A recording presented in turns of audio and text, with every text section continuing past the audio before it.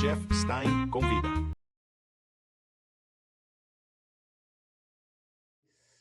Bem-vindos, mais um programa do Chef Stein Convida. E hoje eu estou com uma pessoa super especial, Tariq Dalfré. Ele é chefe aqui da cidade de Limeira, São Paulo. E ele tem um trabalho, gente, que eu vou contar para vocês, muito diferenciado, que eu sou muito fã, assim, da brasilidade. Como é que ele consegue fazer esse trabalho dele? Ele vai atrás dos biomas brasileiros. E ele vai contar hoje, nessa entrevista, não é, Tariq? Exato. Ele vai contar um pouco da vida dele, como ele virou chefe, quais foram as inspirações, as dificuldades, tudo mais. Toda essa história a gente vai descobrir hoje.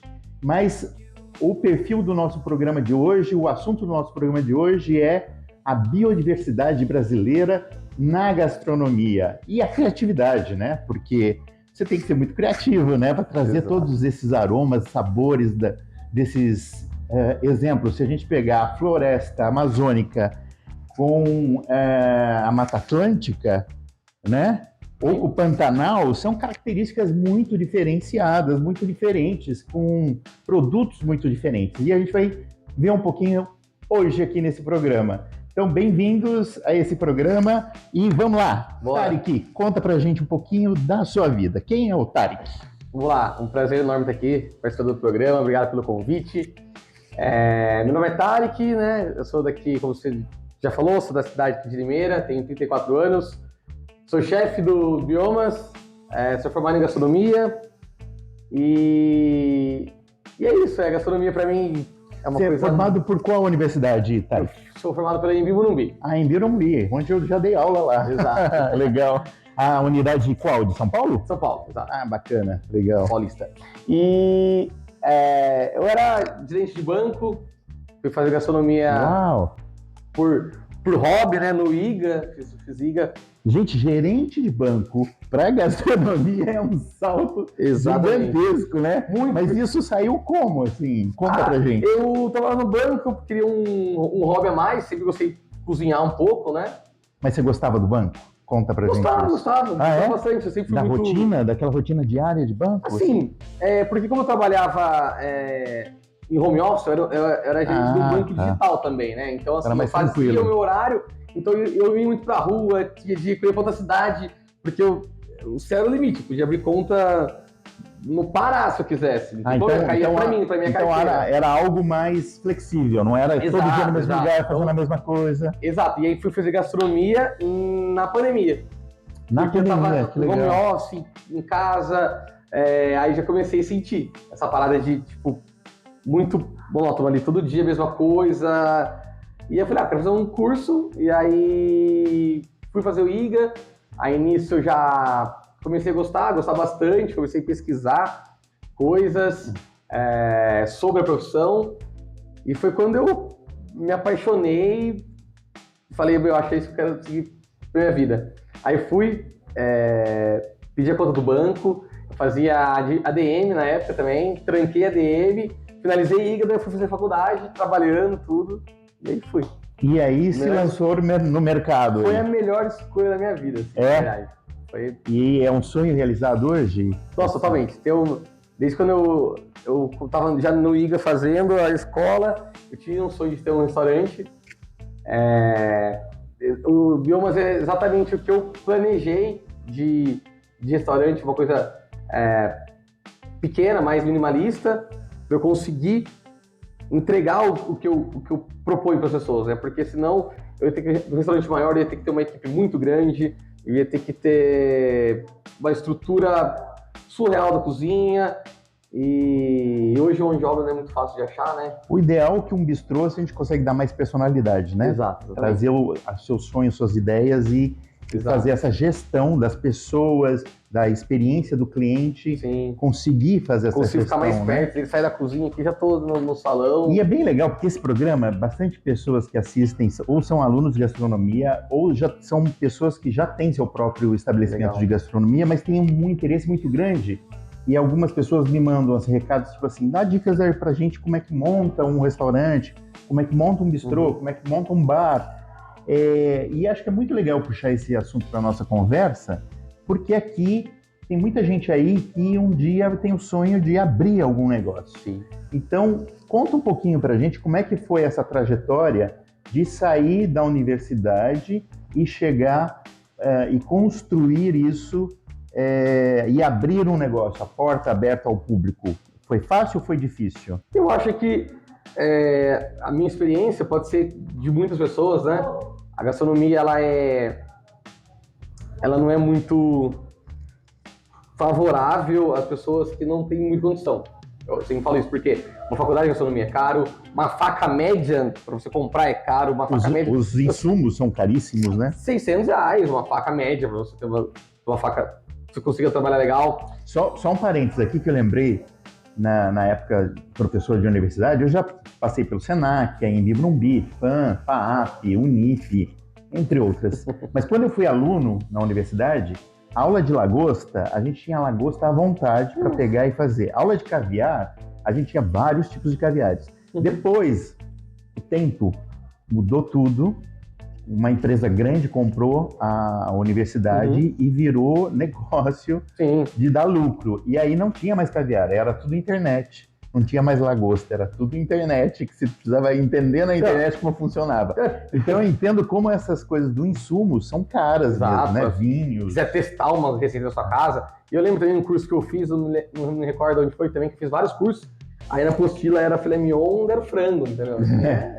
Vai ser o que tem pra hoje. Mas vamos também. Então, eu acho que a maior dificuldade é isso, é a pessoa ter um capital legal para dar o start, né? Então, quando eu pensei em ter o meu restaurante já, então foi assim, é o amadurecimento da ideia. Então, quando eu estava na universidade, eu já quis abrir um restaurante, só que eu sabia que eu não poderia naquele momento. Por quê? Porque eu não tinha experiência, também não tinha o dinheiro necessário para abrir o negócio, né? Mas daí você teve um dinheiro seu, você fez um empréstimo, você pediu ajuda dos pais, então, como é que funcionou isso? Eu já tinha uma grana do banco, né, que fui guardando, e aí, para abrir o Biomas, eu tive um sócio, né, também fiz empréstimo, meu sócio também. Gente, a vida de todo empreendedor brasileiro, é isso? Então, é legal, meu sócio, inclusive o Gabriel, um abraço pro Gabriel, ele nunca trabalhou no ramo gastronômico, mas era do ramo do turismo. Então, mas ele tentou, falou, não, pai, quero com você, desafio legal, vambora. E aí ficou um tempo comigo, mas não se adaptou muito ao horário, à rotina, almoço e jantar todos os dias, principalmente como dono, né? Gente, isso é um parêntese legal que o Tarek está trazendo, porque assim, muitos alunos meus também falam assim, assistem aqueles filmes, o Masterchef, não sei o quê, falam assim, eu quero ser o Eric Jacan, eu quero ser não sei quem, e acha que vai dar entrevista todo dia ou vai viajar todo dia. Não, lógico, tem também essas partes, mas assim, o dia a dia de uma cozinha, ela é barulhenta, ela é um calor, ela é um estresse enorme. Exato. Então, quem tem esse sonho realmente tem que estar com o pé no chão, de entender que hoje em dia um chefe de cozinha, até ele ter o controle todo do negócio dele, ainda mais, exemplo, um empreendedor aqui que cuida de tudo, da compra, desenvolver cardápio, a produção, a comunicação. A checagem do insumo, quando tem que chegar aqui, às vezes eu falo para eles, tal coisa que eu comprei é novo, chegando aí, você me avisa, eu tenho que vir aqui conferir para ver se tá legal, se tá fresco ainda. Então é um negócio que te consome, né? Te envolve o tempo de uma forma muito grande. Então, eu acho que o conselho maior pro pessoal que eu falo assim é você trabalhar numa cozinha antes de entrar no estudo. Ter a vivência, a prática. Exato, né? Se você quer o ramo da gastronomia, se você quiser seguir esse caminho, vai trabalhar 6 meses no restaurante, vê se é isso que você quer mesmo. Porque quando eu entrei a primeira vez na cozinha do restaurante, pra mim foi uau. Abri a porta, assim, foi literalmente cena de filme. Abri a porta, panela pegando fogo, gritaria, não sei o que. Essa cena. Tô em casa, já falo pra caramba e tal. Adoro esse clima de... E essa ideia que ele deu, o Tarek deu, para você que quer abrir um negócio, seria legal assim, faz já um acordo nesse lugar, faz um teste na cozinha durante alguns meses, depois vai para o salão, depois vai para o caixa, depois vai para o bar, para você entender todo o processo e falar, uau, é isso, eu gosto disso, ou uau, eu não gosto disso. E é legal também a pessoa crescer dentro, porque daí a hora que ela tiver um cargo legal de chefiar uma cozinha, ela vai entender também como que é, ela vai ter mais contato com o fornecedor, ela vai entender fazer um cardápio inteligente, né? Que é aquela parada de você ter um morango na entrada e um morango na sobremesa. Ou um coco na sobremesa e um coco no prato principal. Não adianta ter só um insumo. Então isso tudo ela vai pegar com o amadurecimento e também com o cargo, né? Ela tem que passar para ser dona do restaurante, ela tem que chegar numa posição de chefiar uma cozinha para ela entender realmente tudo isso aí, contato com fornecedor, tete a tete, contato com financeiro, administrativo, ele ir aprendendo também com o restaurante. O administrativo do Quanto restaurante. custa cada elemento? Exato. Por que esse prato custa isso? As sobras, quanto custa as sobras? Exato. Porque às vezes sobras de um filé mignon, sobras de uma carne mais nobre, não sei o quê, isso é muito complexo para um restaurante, se você não saber administrar isso, né? Porque assim, então, por exemplo, você compra um peixe a R$40 o quilo, só que ele perde a pele, cabeça, espinho, tudo. Esse valor vai para 60 e poucos reais. E quando desidrata, ele vem pequenininho, fica menor no prato, quer dizer... Você não pode ter aquele preço final como, olha, isso aqui é o preço final. E tem que ser justo, não adianta você inventar um preço na sua cabeça e colocar no prato, né? Você tem que entender, chegar naquele valor que o cliente pague, seja justo para o cliente e também seja lucrativo para você. E que dê lucro, que você pague todas as contas, né? Que faça sentido ter aquele restaurante. Mas vamos falar um pouquinho, então, agora um pouquinho sobre você. Vamos lá. Tua mãe, teu pai, tua avó, alguém te inspirou nessa profissão ou não? Olha pra gente como é que você cai na gastronomia e sai nadando. Como é que é? Assim, eu vejo vários chefs falando, quando eu era pequeno, eu ficava em volta da mesa com a minha avó e tal, cozinhando. E não tive isso.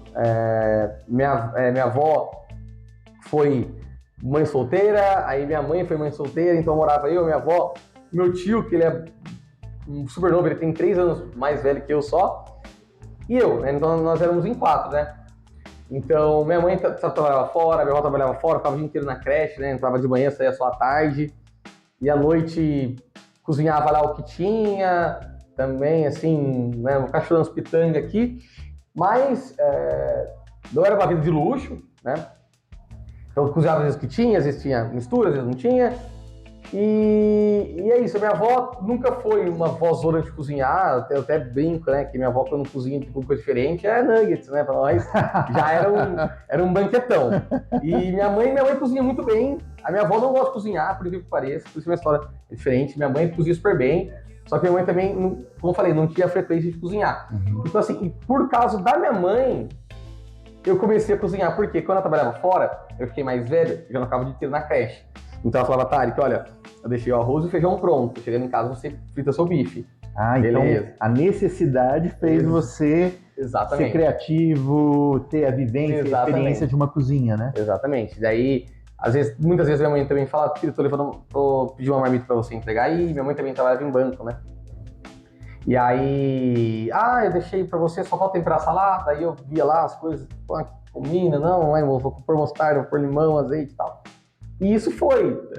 Daí eu fui cozinhando assim pra mim, né? E eu sempre fui também o cozinheiro da ressaca, cara. Dos amigos. A gente ia pra noitada, tomava todas, acordava, eu era o único que tinha disposição, falava, galera, vou cozinhar lá. E fazia um estrogonofe, um hambúrguer, uma macarronada com bolonhesa. E quando você percebe que as pessoas falam, uau, tá gostosa essa comida, eu comeria mais, você tem jeito pra coisa, como é que isso nasce com você? Quando você percebe isso acontecendo com você? Então, porque às vezes a pessoa fala, tá gostoso isso aqui pra caramba, melhor que da minha mãe, por exemplo, fala, como assim, né? Como que eu vou fazer uma comida melhor que isso? Você tinha noção disso ou não? Você vem tendo essa noção com o tempo? A noção, como assim? Que você tinha mão boa? Eu acho que... Então, quando eu fazia, eu já modéstia à parte acertava. Então, acho que eu já falava, eu tenho uma mão boa, mas nunca pensei em seguir profissionalmente a cozinha. Como eu falei, eu entrei no IGA por hobby, para aprimorar o que eu queria fazer. Então, tipo, eu lembro que quando eu vi a apostila do IGA, quando eu peguei o livro, eu vi lá, assim, por exemplo, o que me encantava, assim, eu tipo, nossa, vou aprender a fazer barrinha de cereal, entendeu? Tipo, eu não sabia que eu ia aprender a fazer molho Holandese, Bernese, demi-glace, isso aí. Eu olhei lá e falei, nossa, meu, tem aula de barrinha de cereal, porque é uma coisa que pra mim era mais do dia a dia, mais fácil. Né? Então, você aprender uma coisa que você já era acostumado com o seu paladar, era muito legal. Então, como eu falei, tem coisas que eu conheci da gastronomia, esses molhos, eu não tinha acesso. Não era sempre que eu passeava, saía, né, fui criado, desde pequenininho, comendo camarão, assim, não. Então, mas me respondendo à pergunta, então não teve alguém específico que falou assim, essa pessoa me... Não, inspiração familiar, assim, não. Tem meu foi tio... realmente a vida que levou você. Foi aparecendo pra mim a gastronomia, né? Tem o meu tio também, o irmão da minha mãe mais velho, ele sempre cozinhou também pra esposa dele e tal. E pra gente, eu achava legal também, mas aquela comida de domingo, sabe, reunia a família, então fazia uma coisa lá, um hambúrguer, fazia paella, galinhada e tal, feijoada, mas de família, assim, ninguém. Porque eu falo assim, né, tem gente que a gastronomia escolhe e tem gente que escolhe a gastronomia. Então, às vezes, eu que tive que ir atrás de tudo, aprender meio que do zero, muita coisa. Maravilha. E agora, então, fala um pouquinho desse lado empreendedor seu. A gente já começou a falar no início, né? Mas continua falando isso. Você indica abrir um bistrô hoje para as pessoas que querem fazer isso em casa? Sim, depende da cidade, né? Tô brincando. Não, o que depende? Quais são as características que essa pessoa vai ter que observar e falar assim, vale a pena ou não vale a pena? Conta pra gente algumas dores de ser chefe ou empreendedor de alimentos e bebidas no Brasil e aponta pra gente algumas oportunidades também. Sim. Olha, eu acho que é todo o estudo do mercado, ver o que o pessoal da sua cidade gosta, o que eles estão acostumados. O Biomas, quando eu abri, eu sabia desse desafio, tá, de ter uma comida mais moderna numa cidade do interior, entendeu? E você vê isso como um desafio? Sim, vejo como um desafio, porque as pessoas não têm o costume, às vezes as pessoas, o interior, eu vejo isso desde de pequeno, o interior tem aquela pegada de que comida boa, ele come fora da cidade dele. Sempre na cidade grande. Tá entendendo? Então, tipo assim, às vezes Limeira nunca foi um polo gastronômico mesmo. Então, nós de Limeira íamos para Campinas, que é 50 minutinhos, a gente tá lá, Piracicaba, meia hora. Americano nem tanto, mas Americano também é uma cidade que está crescendo muito. Cresceu bastante. Gastronomicamente falando também, né? Tem ótimas opções. Uma cidade muito legal, adoro Americano, gosto de passear lá, enfim. Então, assim, é estudar, ver o que ele quer para ele, para depois ver o que a cidade vai aceitar e mão de obra. Para mim... Isso, Tarek, assim, eu dou consultoria no Brasil todo. Essa é a principal reclamação de todos os empreendedores hoje, de alimentos e bebidas. Vou falar um negócio pra você. É a mão de obra. O cozinheiro que faz gastronomia, que mora em Limeira e vai fazer gastronomia, e se tiver uma condição boa, ele não vai trabalhar em Limeira. Ele vai se formar em São Paulo, se formar em Rio, em Itália, enfim, vai sair, não vai voltar pra Limeira. E eu fiz gastronomia tarde, né? Eu tenho 34 anos, eu me formei com 30. Fiz 2 anos, eu entrei com 28, se eu não me engano. Acho que é isso mesmo. 28, 29. E eu olhava e não tinha nenhum restaurante que eu queria trabalhar em Limeira. Que a gastronomia que eu acreditava. E aí por isso que eu fui depois fazer gastronomia, daí eu trabalhei em São Paulo. E hoje eu quero fazer isso. Hoje eu tenho meu subchefe, ele é formado em gastronomia. E aí, moleque, 20 anos de idade, um excelente cozinheiro. E ele falou pra mim esses dias, chefe, se um dia eu sair daqui, eu vou sair daqui pra ir pra São Paulo, porque eu não vejo nenhum outro restaurante que eu queria trabalhar, porque às vezes uns pratos mais triviais que tem, né, enfim. E é muito legal, eu recebo currículos hoje, também recebi 3 currículos nesse último mês, de estudantes de gastronomia aqui em Limeira, falando, eu vi seu cardápio, gostei, quero aprender com vocês. Aprender. Isso é muito legal, cara. Legal. Eu adoro. É legal porque você faz um papel de um chefe que vem abrir uma frente nova numa cidade do interior. Exato. E criar um conceito, e a gente já vai falar desse conceito, que é maravilhoso, né? Super atual, super bacana. Então, eu acho que essa fica na história, né, da cidade, que você vê e faz um bom trabalho e abre uma frente. Eu imagino um Bandeirantes muito tempo atrás né? Vindo pro interior com aquele facão, era tudo mato. É mais ou menos Exato, isso, né? Você tá abrindo o caminho. É isso que o Alex Atala fez pro Brasil inteiro, né? Na gastronomia. Para que um dia tenha uma estrada ali que. Exato, né? assim, tipo, então é muito legal isso, é satisfatório, porque eu pensava nisso, falar, nossa, será que um dia o meu restaurante vai ser onde os cozinheiros olharem e falar, meu, eu quero trabalhar lá porque eu quero aprender essas coisas que eu olho no cardápio? Porque quando a gente é cozinheiro, a gente aprende a base, né? A gente quer ir além. A gente é curioso para saber como que faz, o porquê faz, como chegou naquele resultado. Então, isso para mim já é uma grande realização também, além do negócio em si. Já tá aí incentivando e inspirando, talvez, novas pessoas a trabalhar com gastronomia mais moderna aqui no interior. Agora, conta um pouquinho pra gente como é que nasce o cardápio Biomas e o bistrô, o restaurante Biomas.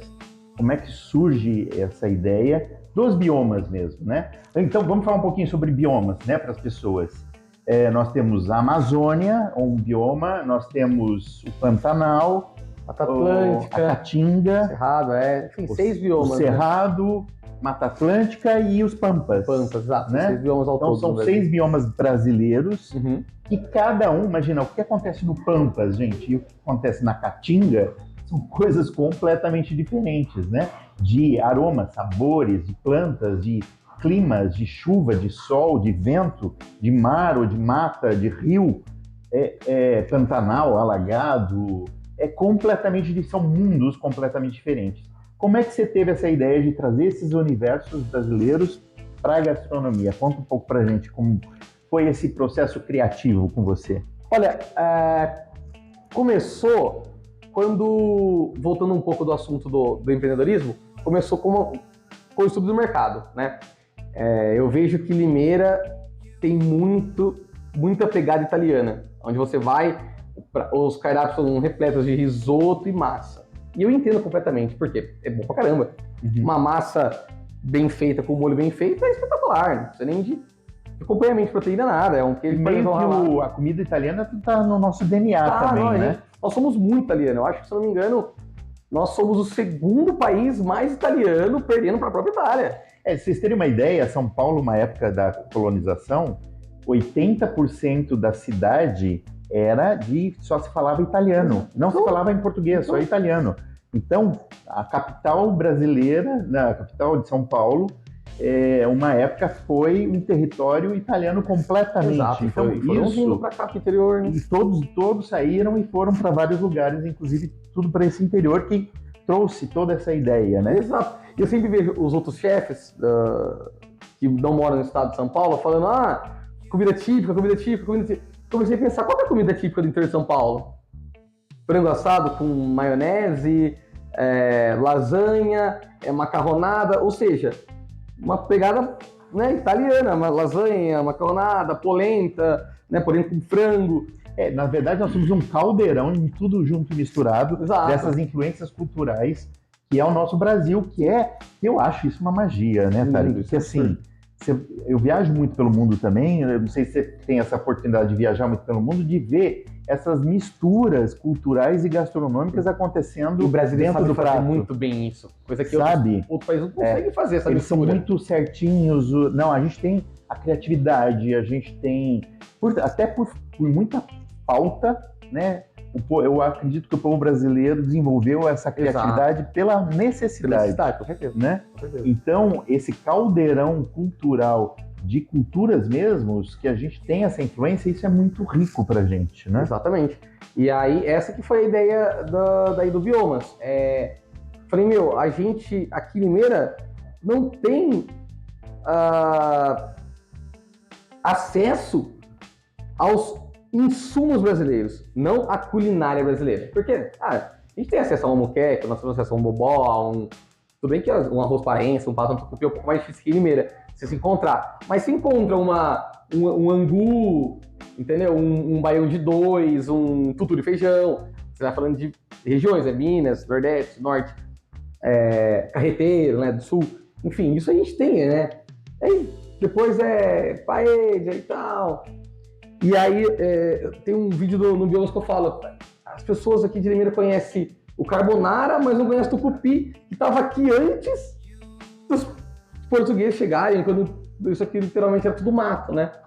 Então eu falei, eu preciso trazer isso para os pessoal. Então eu uso, por isso que o restaurante chama Biomas, porque eu uso os ingredientes que o Biomas do Brasil nos fornecem para criar pratos autorais, modernos, e a pessoa comer uma coisa que ela nunca imaginou comer com outra, né? Fazer essa fusão. Nos dê exemplo de alguns desses ingredientes, desses biomas que você utiliza normalmente na sua cozinha. Então, assim, eu gosto, por exemplo, muito do tucupi, eu uso cumaru, eu uso puxuri. Então, vamos lá, cumaru é a semente que assemelha a nossa baunilha.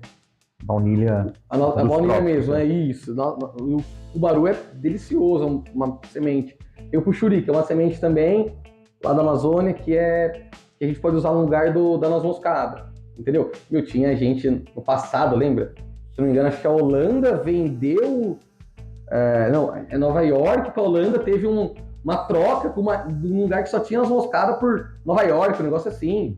Então, quanto que não valia especiaria, lembra? Antigamente era tudo especiaria. Os mercados, né, o mundo era movido a praticamente especiaria. Se a gente for buscar na história da gastronomia, o sal era presente de reis e rainhas. Lembra? Tudo. O café também era, quando ainda era algo muito rico que era para poucos. Exatamente. E as especiarias saindo da Europa e indo em direção às Índias, né? Então, as Índias e, na verdade, toda aquela parte passando pela África com a pimenta, com outros elementos de canela, anis estrelado, todas essas iguarias de temperos e de coisas diferenciadas era muito apreciado pela corte, principalmente a corte francesa e a corte inglesa, que tinha muito dinheiro e bancava essas expedições. E tem umas curiosidades, aproveitando esse gancho, já que a gente está falando de história, de gastronomia. É bom demais. Você tem uma ideia, o sal era, né, como eu falei, existem presente para reis. Se a gente pegar aqui no Brasil, quem foi até Santos sabe que tem lá o Museu do Café, naquela região que é muito bonita. Já fui lá no...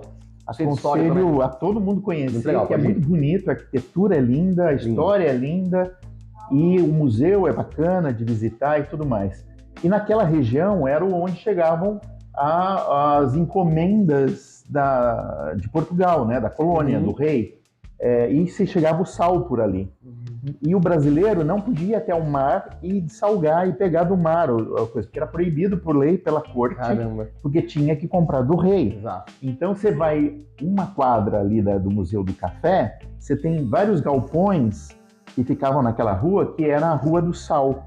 Ah, que legal. Então a Rua do Sal, porque todo o sal era depositado ali e comercializado para o Brasil todo, de Santos para todas o restante das regiões do Brasil.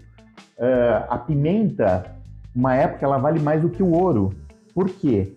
Porque quando os navios saíam de Portugal e iam até as Índias buscar as especiarias e tudo mais, elas passavam pela África e compravam a pimenta a um preço muito caro, porque elas tinham que mascarar os alimentos. Exemplo, um porquinho da Índia.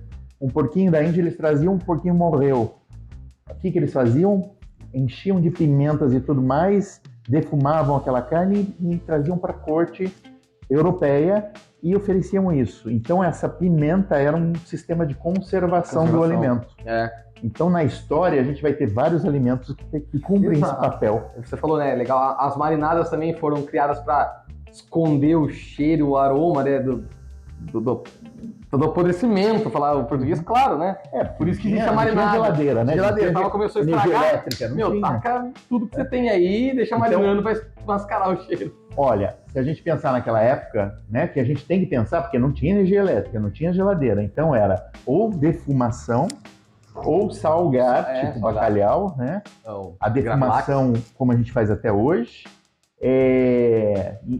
ou enfiava-se dentro da gordura, do próprio animal, né? Isso é muito comum ainda no Brasil, em vários lugares e no planeta, de pegar o próprio animal, tirar a gordura, derreter a gordura dele, colocar as carnes, voltar com a gordura e ela fica aquela gordura branca, mas fica a carne sendo conservada por um bom tempo. a grande nossa do Nordeste, a questão da carne de sol, Exato. ou do Sul, o charque, Shark. né? Que são técnicas, todas essas técnicas que hoje em dia, com supermercado na esquina, com eletricidade, com geladeira em casa, com IA, com IA. internet, tá tudo mudando muito rápido, Uhum. mudou muito rápido, né? Exato. Mas se a gente pegar na história, a grande parte da história não se tinha energia elétrica, Sim, não se tinha o supermercado na esquina, não se tinha a quantidade de alimentos que a gente vai hoje num pão de açúcar ou num mercado bacana, numa feira, e encontra variedades lá da Escócia, lá da... sei lá, tudo, né, da África, você encontra... Fora o Mercado Livre, né? Fora o Mercado Livre, se colocar lá no Google, quero comprar tal tempero, não sei de que país, vai estar lá te entrega. Às vezes chega no mesmo dia. Exato. E se for internacional, demora um pouquinho mais, às vezes ele vai te entregar, cara. Que legal. Como a gente evoluiu, né? Da época dos portugueses, indo meses e meses, desafios do mar, os desafios, até hoje, no mesmo dia chega um tempero lá da Índia pra gente, né? Faz quanto tempo aí que o Brasil foi descoberto e ainda tem gente que não conhece o tucupi, o puxurim, o cumaru, mas conhece a pimenta do reino, conhece a canela. Você tá entendendo? Essa é a grande essência do Biomas, das pessoas o brasileiro conhecer, mostrar o que é o nosso. insumo do Brasil, entendeu? Legal, bacana. Essa é a minha ideia, então. Muito legal. E você acha que está conseguindo? Sim. Primeiro, conseguindo abrir frentes no interior e, segundo, passar um pouco dessa cultura gastronômica brasileira, do que isso é nosso, somos nós, né? Exato. Isso é a nossa história. Né? Exato. Olha, sim, por ser Limeira, sim, eu acho que o Biomas ainda eu tenho... O Biomas e eu tenho, acho, muito que mostrar ainda pro pessoal aqui, né? Mas por ser interior, por ser em Limeira, tá super legal. Mas, assim, se estivesse em São Paulo, talvez tenha um público muito maior, mas porque também por causa da população, né? São Paulo tem 1 milhão de habitantes num bairro, né? Então é absurdo. Mas também a concorrência é bem maior. Exato, né? exato. Você acha de tudo em todo lugar. Em todo lugar. Mas, cara, por estar em Limeira, sim, acho que o pessoal tá aceitando bastante, estão gostando da comida. Eu achei que ia ser mais difícil, pra ser sincero. Mas eu ainda acho que tem muita gente que tem que conhecer, muita gente ainda não conhece o Biomas. E eu ainda acho que eu ainda tenho muita coisa para mostrar também. E tem algum elemento desses vários biomas que a gente viu que existem no Brasil que as pessoas mais perguntam? Eles têm mais curiosidade do tucupi e do cumaru. E do cumaru. Exato. Tem muita coisa que, tipo assim, por exemplo, castanha de caju, né? A gente é nosso e muita gente já conhece, o próprio caju. Aí tem algumas coisas que vai, né, além. Então, por exemplo, eu vou começar agora a trabalhar com aquela farinha d'água.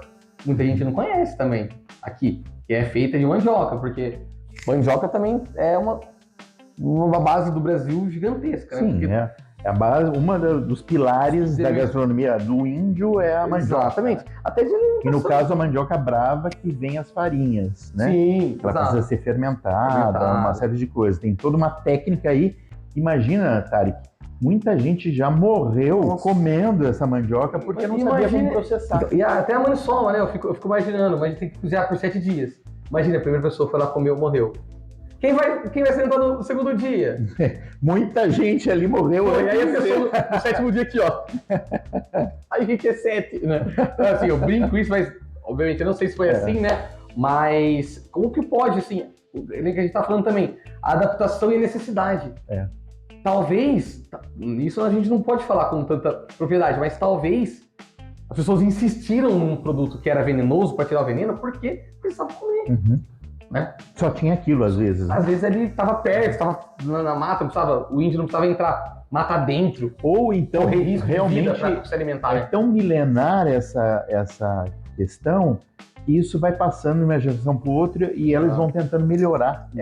Isso. Que na verdade é o que a gente tenta fazer também, né? Exato, aqui a gente tenta pegar agora tudo que a gente recebeu dos nossos antepassados e o que a gente aprendeu, porque nós somos o que eles nos ensinaram e o que a gente fez até aqui. E aqui daqui para frente tentar fazer algo melhor que ainda não foi feito, né? Esse é um dos papéis. Chef Stein? Pode ir? Chef Stein, tem uma coisa também que eu lembrei, você falou dos desafios, né? Isso eu escutei de um chefe, do Ferran Adrià. Ferran Adrià. fantástico. Espanhol, famoso, Espanhol, né? absurdo. Ele falou uma coisa que é muito legal no restaurante dele, né? Obviamente que, cara, ele é um extraterrestre na gastronomia. Mas uma coisa que é muito massa que ele falou, e eu absorvi isso um pouco pra mim, é o seguinte: eu quero que as pessoas chegam no Biomas, que a pessoa chegue aqui no Biomas, ou ela saia me amando ou me odiando. Se ela sair, a comida é legal, eu falhei miseravelmente. Ela tem que sair daqui, meu, caramba, que da hora, ou falar, meu, esse moleque é muito louco, nada a ver. Entendeu? Eu acho. Entendi. Eu acho um pouco que o papel do gestor, do chefe que está por trás desse empreendedorismo de gastronomia no Brasil, de alimentos e bebidas, a criatividade, como eu falei, a gente tem que ser criativo porque pela falta mesmo, pela escassez Exato. às vezes, porque é muito caro. Então a gente tem que ser muito criativo com tudo e com a nossa cozinha principalmente. E eu acho que essa questão do alimentar, de nutrir o outro, de servir o outro é muito importante. Sim. Eu falo isso toda vez para meus alunos. Gente, a coisa mais linda no mundo é o ato de servir. Exato. E é para poucos. Não é todo mundo que nasceu para servir. E esse servir é tão valioso que nutre as pessoas, não só de alimentos. Não estamos falando aqui só de alimentos. Emoções. E quando você descobre que você pode nutrir as pessoas e pode fazer essa experiência no teu local, desde lá de fora até a hora que ele estiver aqui, a hora que ele vai embora, e quando isso entrar na ideia do empreendedor de gastronomia do Brasil de gerenciar essa experiência do nosso cliente, a gente vai conseguir, primeiro, ser mais autêntico, né? E conseguir chegar mais perto de uma eficiência, de uma qualidade, de passar tudo isso que você falou, toda essa sua paixão, toda essa sua criatividade, todo esse seu conhecimento que você quer passar para as pessoas. Então, não é só de comida que a gente está alimentando essas pessoas. Nunca foi isso. A ideia é nutrir com muito mais. Exatamente. Né? Com história, com cultura, com energia. Momentos, memórias. Memórias. Então, a gente está falando de uma cozinha que tem uma profundidade muito grande quando a gente ama o que a gente faz. Exato, não é? exato. Porque eu falo para as pessoas, né? As pessoas falam, meu, Tarek, por que você não coloca salmão aqui, por exemplo, no cardápio no principal? Fala, meu, porque eu acho que o salmão tem que ser consumido cru. Então, é isso. A pessoa realmente tá com a cabeça aberta para vir experimentar coisas. Então, as pessoas, quando chega aqui, que você tá, meu, o que você quer comer? Eu vi umas coisas aqui, mas não quer arriscar tanto. Aí eu falo, então come isso, come aquilo. Eu vim aqui, eu quero, o que você quer? Faz para mim aí que você achar mais daí eu faço, daí eu já coloco o pato, coloco o cordeiro, que eu acho legal, um prato com polvo, próprio ravioli, enfim. É isso, é sair da mesmice. Legal. Exato. Eu queria agora agradecer muito ao Tarek por essa deliciosa entrevista, para a gente conhecer, que a gente conheceu mais um pouquinho do nosso Brasil, dos nossos biomas. E agora convido vocês para a gente ir para a degustação e também convido vocês a virem conhecer pessoalmente aqui. Vamos lá? Bora! Bom, mas agora você me conta então, quem quiser conhecer um pouco mais do seu trabalho, aonde que te procura em Limeira e nas redes sociais? Conta pra gente esse detalhe. Em Limeira, nós estamos localizados na rua Senador Vergueiro, 835, tá bom? No Instagram é Biomas Gastronomia ou o meu é Tarek Dalfré, T-A-R-I-C-K, Dalfré, com L. Bacana. Então, convidamos vocês aqui de Limeira ou da região que venham até aqui experimentar essas delícias que a gente vai ver daqui a pouco, que ele vai apresentar pra gente essas combinações e a gente vai harmonizar tudo isso para vocês, tá bom? Chef Stein. Diga. A entradinha que eu escolhi para nossa degustação foi a barriga de porco com nuvem de caipirinha. Não é uma espuma, é uma nuvem, né? Uma técnica totalmente diferente da espuma, porque a espuma é feita com sifão, né? Então esse aqui não é feito com sifão. Esse aqui é feito à base de gelatina, clara.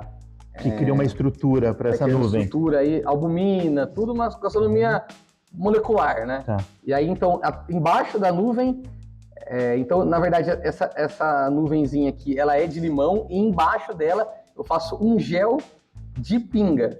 Então, açúcar... Que é um sabor mais potente. Exato. Então, pinga, que é o gel. açúcar e limão, temos uma caipirinha. Então, é um gel de caipirinha com um molho de goiabada. Também que a gente faz aqui na casa. Também goiaba. Esse é o molho de goiabada. Isso. Bacana. Super. Ele tem algum tipo de pimenta, alguma coisa ou não? Não, eu não, porque as pessoas não gostam muito. Só a ideia do açúcar. Exato. Né? O porco com açúcar fica maravilhoso essa combinação. Né? E eu escolhi também essa harmonização. E eu escolhi o porco também por causa do nosso prato principal, então vai fazer todo sentido. E aqui também, como eu falei, os biomas não é só ingrediente, né? Uma coisa que eu queria ressaltar também é os produtores locais. Que legal. Nós fazemos muitas compras com produtores locais, então aqui em Limeira nós temos produtores locais, muitos de hortaliça, até de meles, né? O flor de mel. Tem meles, cara, até lixia, nós somos um dos maiores produtores do estado. Em Limeira? Em Limeira. Uau, não sabia lá disso. Lá perto do Parronque. Que bacana. Isso é legal porque quando eu trabalhava lá na Embi Morumbi, a gente tinha um laboratório lá que a gente estudava essa questão da regionalidade. Exato, muito legal. Então, tinham vários projetos. Tinha um projeto que era do litoral, que estudava todos os peixes da costa brasileira, de entender e ensinar a dona de casa como processar aquilo. Muito legal. Seria legal, né? Também, lá no meu restaurante, Umbrella de Cosmópolis, eu já fiz um estudo ali na região de Cosmópolis. Lá a gente descobriu um dos maiores produtores de goiaba do Brasil. Caramba! De lá. Olha de lá, todo premiado. Goiaba é muito brasileiro. Aí eu fui atrás de uma família que vive de uma horta e fornece para o Ceasa e tudo mais. Legal. Mas isso já tem 3 gerações. Nossa. Tudo sem agrotóxico. Então a ideia é de trazer essas histórias de famílias que viveram disso, desses produtos, que às vezes a gente vai numa feira e não tem ideia, né? Não tem conhecimento disso. A importância que tem aqueles produtos ali ao redor para aquela cidade, para aquele grupo social, né? Isso que é legal também do Biomas, porque eu até brinco, se Limeira produz, vai ter no Biomas. Então a ideia de também ter um restaurante menor é conseguir uma coisa menor. Então, por exemplo, tem famílias lá nos bairros do Pinhal que até arroz, eles fornecem um arroz lá, fubá moído do moinho, feito do moinho de pedra, fubá deles. Essas técnicas que vêm, né, que eles aprenderam de gerações passadas. Exatamente. É muito legal. Então, o que é muito legal é essa preocupação do chefe de não só trabalhar com esses biomas, com esses sabores, mas também trabalhar e mostrar esses potenciais desses produtores, que muitas vezes ficam escondidos nos bastidores, né? Trazer à luz essas pessoas que de sol a sol trabalham no campo para que a gente se alimente bem. Exatamente. Então, mais um papel, né, que a gente está descobrindo aqui, mas que o chefe faz isso, e a gente vai conversar com um chefe chileno. Ele tem uma história muito legal que ele conta de todo esse trabalho que ele fez, o Matias, que ele conta toda essa história que ele fez no Chile. Legal. Porque o Chile tem uma geografia muito diferente, né? Super comprida. Então, o norte é muito diferente do sul. Como a gente falou aqui, né? O nosso nordeste é muito diferente do sul, em questões de alimentos que a gente encontra ali. Exato. Então, mais uma riqueza de trazer isso para a mesa e para vocês e para a gente, de descobrir isso, que por trás desses alimentos existem pessoas muito especiais que de sol a sol trabalham para que a gente tenha acesso a produtos e mercadorias bem de qualidade, e você mostrando quem são essas pessoas, ou que produto é esse, é uma importância não só aqui do Bistrô de mostrar a potencialidade brasileira, mas de mostrar o brasileiro e o que ele faz. Parabéns! Obrigado! Vamos para a harmonização? Vamos lá, então!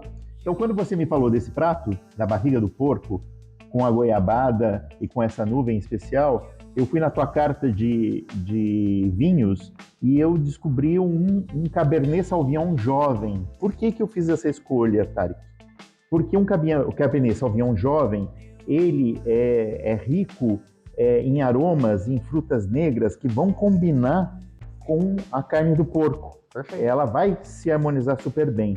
Legal. E os taninos, por serem jovens, não tem uma presença muito grande da madeira e não são taninos mais fortes presentes, eles não vão atrapalhar na questão da gordura, vão Legal. ajudar. Perfeito. Então, a gente vai casar esses sabores e montar isso com essas frutas negras que a gente encontra num Cabernet Sauvignon, nessas referências do vinho, a gente vai combinar com o sabor da carne do porco, com a técnica da fritura, com a técnica da cocção no forno. Exato. Então, tudo isso, a ideia é que esse Cabernet Sauvignon realce e traga esse porco e levante esses sabores. Essa é a seu ideia melhor momento.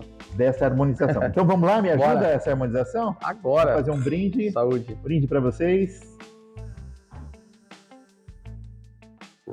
Vamos lá. O legal também aqui, tá vendo? Ó, os biomas não só de insumo. Essa colherzinha, por exemplo, foi feita por índio. Tá vendo? A madeira lá, eles pegaram. Essa aqui, se eu não me engano, é de pau-brasil. Eu até falei, meu, pau-brasil, mas às vezes cai natural. Uma coisa que um galhão que seca e cai, eles vão lá e pegam e finaliza com osso de boi. Olha que legal. Que legal. Então, totalmente artesanal, também para deixar bem brazuca mais ainda a nossa mesa. Esse prato obviamente não é um prato típico brasileiro. É lindo, hein? Gostou? Muito bonito. Que bom. Mas ele pode ser considerado um prato brasileiro, porque se tem insumo brasileiro, ele é um prato brasileiro. Então a gente tem... Na verdade, essa é a criação, né, do chefe que então, vai eu fazer vou dar isso. na cidade dele. Ele nasceu aqui no Brasil, eu sou brasileiro. Então vamos lá, ele é composto por 1.000 folhas de mandioca. Uau, né? olha o Brasil. Total Brasilzão, Brasil. Raiz. Para trazer mais Brasil, coloquei em cima do polvo uma gremolata de castanha de caju. Uau. Mais Brasil também, né? O polvo também, ele é um polvo, optei por um polvo nacional, não é português, não é polvo peruano, é um polvo nacional, pescado aqui na costa, bem legal também, chega para mim hiper fresco, tá?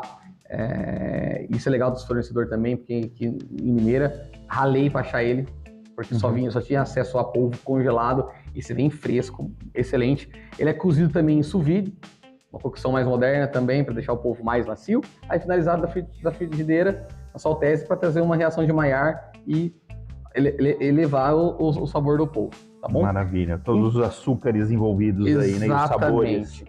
Aí ele é finalizado com uma regadona de azeite e esse creme de burrata. Então, assim, uma coisa que é legal também falar, que o pessoal que está estudando aí, a molecada, ou até quem está começando a estudar, dependente da idade, ouvi falar que frutos do mar não combina com queijo. Não é que não combina com queijo. É que um lado da Itália tinha frutos do mar e não tinha vaca. O outro tinha muita vaca e não tinha mar. Não é que não combina, é que não chegava naquela época, né? Mas, vai falar que catupiry com camarão não é muito bom. Aí, então, né? Obviamente, você tem que saber equilibrar os sabores. Então, por isso que eu escolhi a burrata para ser um queijo mais leve, para não roubar. Não adianta fazer um creme de parmesão aqui, ele com o polvo ia brigar. Ele combina, tomar todos os sabores. Exatamente. Né? Então, ele combina, sabendo combinar, né? Obviamente. Então, o creme de burrata... Esse é o processo da harmonização, né? E a busca desses equilíbrios. Exato. E, às vezes, isso que é legal também de construir um prato. Aí você faz um creme de outro tipo de queijo. Aí você experimenta, não tá legal. Aí você não precisa jogar fora o prato. Pega ali, arquiva ele, daí você vai em outro lugar, come, talvez esse queijo fique legal com aquele prato. Fala, deu certo. Eu acho, Tarek, que a gente, na verdade, o chefe é um grande químico, porque ele tem que testar acertos e erros, mas também tem que ter muita informação, muito estudo, para entender o que combina ou o que não combina. Exato. Mas, no fundo, a gente busca a mesma coisa que a química, é o equilíbrio, né? O que combina é quando todo mundo aparece, mostra a que veio os seus sabores e ninguém engole ou não tem um Faustão aqui dentro, né, que não deixa os outros falar. Todo mundo conversando aqui. Brincadeira à parte, mas... A ideia é ressaltar todos os sabores que esse prato pode trazer. E, no caso, essa brasilidade com elementos da cozinha brasileira, uma cozinha mais moderna também. Exato, é o que eu falo, né? É prato com samba no pé. Por Vamos favor. degustar? Legal. Manda bala. Saúde. Tarek, Saúde. Eu escolhi esse vinho branco aqui pra gente, com um teor de acidez elevado, para poder falar, e lembra que a gente falou de equilíbrio? Para equilibrar com a questão do polvo, e do azeite que está aqui. Então, essa acidez, como é um prato muito rico em azeite e o Queijo, polvo, o queijo, fritura. a fritura, essa acidez alta aqui nesse vinho, que é um vinho maravilhoso, com um buquê maravilhoso, né? Aroma, aqui nós temos Fantástico. limão, cítrico, nós temos mel, melão, tem muita Ele é coisa muito complexo, né, esse vinho. maravilhosa aqui. Tudo isso vai combinar muito bem e vai casar muito bem, equilibrar muito bem com os sabores que estão aqui nesse prato. Então, convido vocês a virem aqui e conhecerem esse prato e harmonizar com esse vinho branco maravilhoso. Tá? Um brinde, Saúde. um brinde para todos Saúde a vocês. e vamos degustar. Será que tá macio? Vamos ver. Já foi.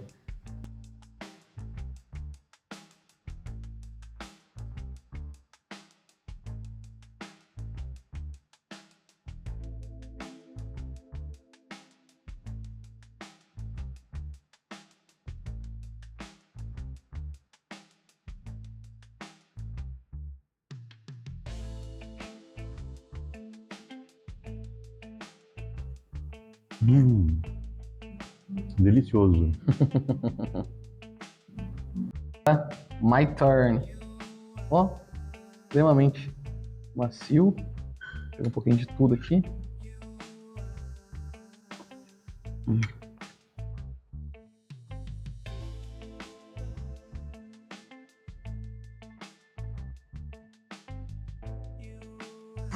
Então agora, Chef Stein, para a gente finalizar o nosso menu, também, obviamente, com Brasil, eu fiz um creme brulee, só que ele é de doce de leite, remete um pouco mais, lembra mais Minas ali, né, pessoal de Minas, e um gelato que a gente faz aqui na casa também, artesanal, de cumaru. Cumaru, que delícia. Vamos falar do cumaru na nossa conversa, apareceu, enfim. Então, é isso. A Riso usa muito, né? Muito, a Riso, a Bel Coelho, inclusive, o Biomas é por causa da Bel Coelho. Conta isso pra gente. Eu tava assistindo uma aula da faculdade, que eles fizeram umas aulas shows que eles gravaram e, não sei se você lembra, disponibilizaram para os alunos da IMB. E aí eles fizeram uma aula show lá dentro da cozinha e a gente tem acesso lá no portal, né? E aí eu tava relembrando, assim, as aulas, é sempre bom, né? Tá pegando dicas, e, enfim. E aí fui ver, ela deu 4 aulas shows de peixe e frutos do mar. E a Bel Coelho, ela é uma excelentíssima chefe e ela usa muito também os biomas do Brasil. E, inclusive, por isso, ela estava dando essa entrevista para a galera da faculdade ali e falou que eu adoro usar os biomas do Brasil nos meus pratos. E aí eu tava em dúvida do nome. Tava procurando nome indígena pra colocar no restaurante e tal. E eu tava assistindo o E aí nasce, então, na hora eu falei, biomas. Pesquisei, não tinha nenhum biomas. Que legal. Falei, vambora. E aí ficou biomas por causa dela. Que bacana. E Tarek, conta pra gente um pouco desse licor. Você trouxe, parece que é num produtor rural aqui da região? Exato. Esse aqui é um licor de café produzido aqui em Limeira, né? Quem é o produtor? O produtor é o Vitor, meu amigo. Um abraço, Vitão. Meu amigo de infância. Então ele pega a cachaça artesanal, ele pega essa matéria-prima, e aí ele também artesanalmente transforma em licor. Então aí tem esse licor de café, que também remete àquela coisa de cafezinho para finalizar o menu, a pessoa pede, então... E nada mais do que brasileiro com um cafezinho no final, né? Não tem como. Vamos degustar essa combinação e essa harmonização? E aí, Tarek, essa harmonização que você está trazendo aqui, a gente está usando a harmonização por semelhança, que é açúcar com açúcar. Ah, legal. Eles vão se envolver, o café, o sorvete ou o gelato vão se envolver com todos os seus sabores e criar uma terceira via de sabor, que é esse o nosso objetivo. Exato. Mas me conta um pouco também, o que tem esse copinho aqui? Esse copinho aqui, muito legal. Ele também é indígena. Da tribo Pataxó, lá da Bahia, essa tribo indígena. Que legal, então vamos fazer um brinde. E vamos degustar e harmonizar essa sobremesa.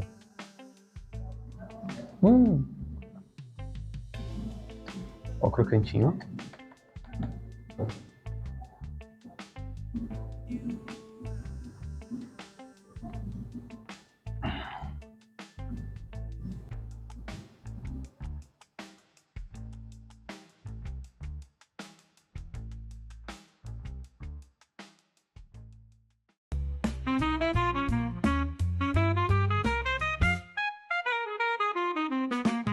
Chef Stein convida.